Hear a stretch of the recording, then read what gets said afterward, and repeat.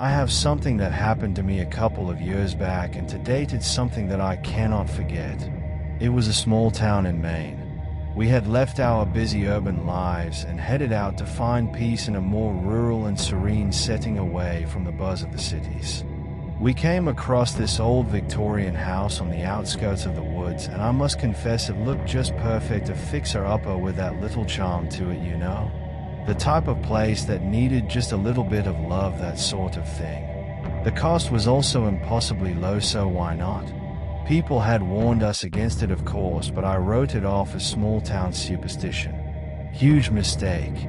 The first night everything seemed just fine. Honest to God, it was too silent. I could not sleep, and the silence in that house was killing. Even Emily even joked about that creaky floorboards when she wakes me up during one middle of the night. It happened on the second night.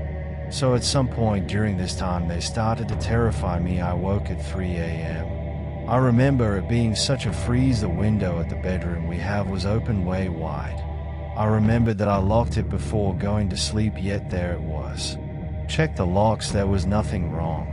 Emily seemed not as worried as I did, yet I could not get rid of the feeling something was amiss. But that's not all. A week later, while searching the basement with my grandmother, we came upon a trunk hidden under an old tarp. There was an old yellowed with age diary with some photographs inside. Margaret had written the diary. A long time before she lived in this place, there was another darkness. Someone made her into their own slave to marry, to be with their partner, or simply a male they loved enough. The final note in that diary sent icy rivers through my veins.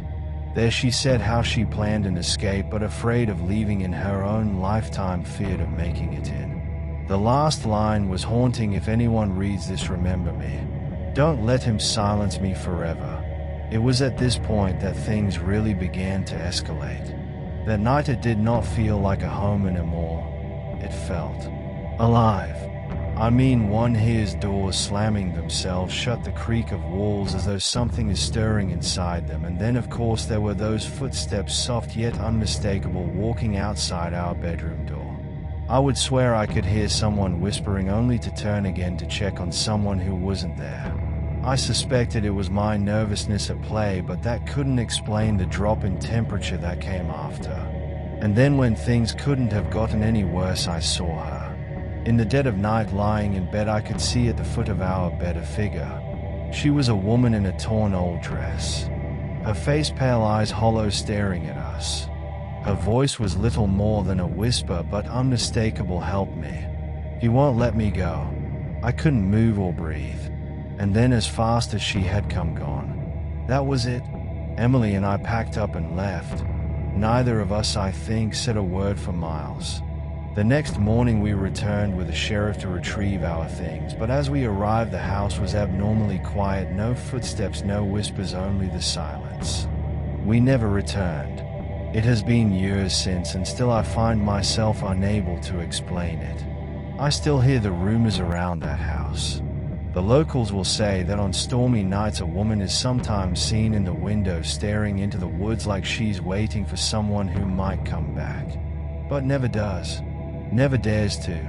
Whatever it was inside that house, whatever happened inside, that's not something you just sweep under the carpet. It's true, and I'm haunted still.